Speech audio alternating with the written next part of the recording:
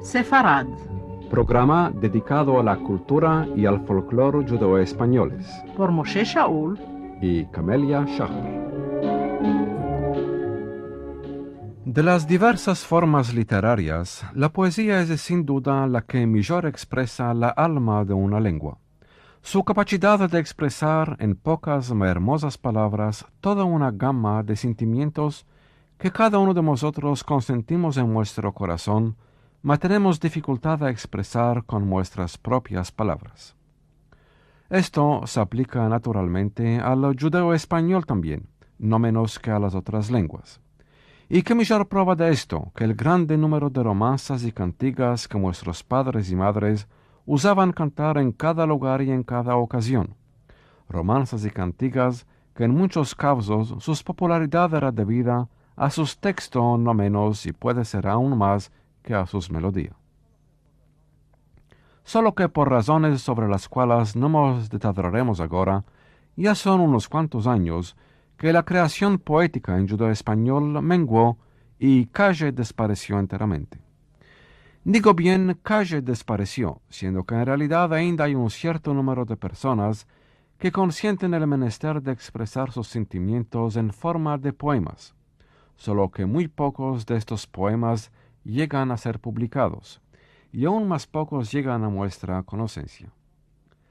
Ya es fácil entonces imaginar nuestra sorpresa cuando embebimos, por medio de una entrevista del periodista Nardo Zalco en una revista francesa, sobre una escritora, la señora Clarisse Nikoitsky, que después de haber escrito 6 romanes en francés, se metió a escribir en judeo español, cuentos y sobre todo poemas.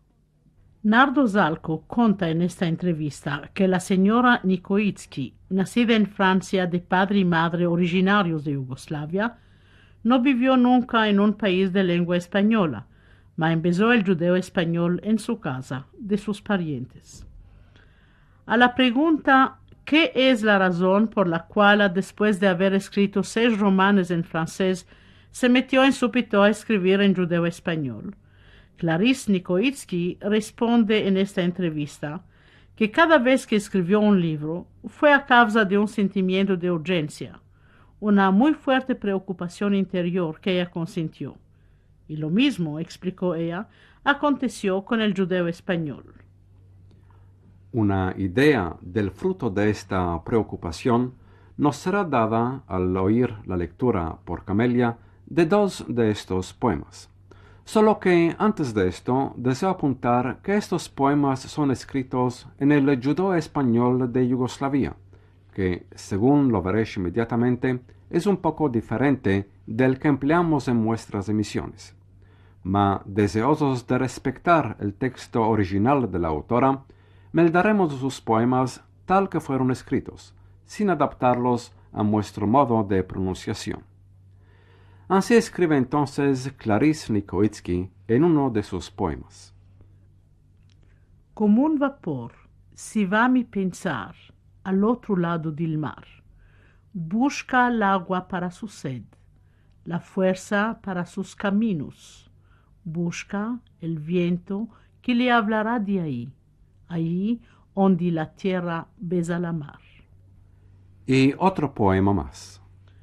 Si me dabas tus ojos, podía fazer con uno un barco, del otro la vela.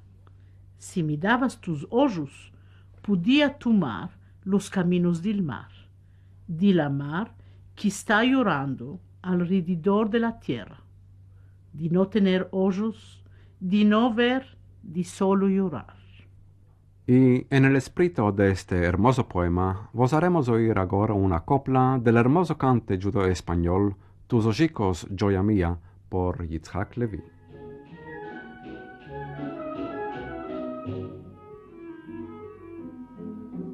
Tus ojicos, joya mía, de 2 reinados los merquí, que todo es imposible, que a la fin yo los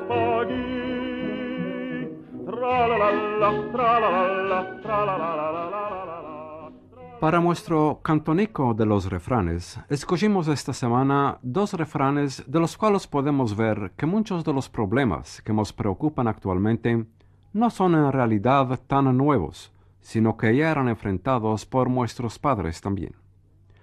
Uno de estos problemas es el de la morada, y sobre todo el menester imperioso que consentimos ahora de pasarnos a casas más grandes, a fin de poder acomodar bien y anchamente a todos los miembros de la familia. Mas nuestros padres tenían familias aún más grandes que las nuestras, y muchas veces sus moradas eran bien chicas. Y aun con esto ellos vivían bien y eran contentes de su suerte, estando convencidos, según dice el refrán, que los que bien se quieren, en poco lugar se caben. Otro mal de nuestra época es el uso de ir a mercar lo que vemos que mercaron nuestros amigos o vecinos, o mismo personas que ni conocemos, lo que nos puxa muchas veces a hacer gastos exagerados y sin ningún menester. Me parece que ni este uso no es nuevo y que ya preocupó a nuestros padres al punto que toparon de justo de expresar sus descontentes de esto en el hermoso refrán que dice: quien mira a la gente no vive contente.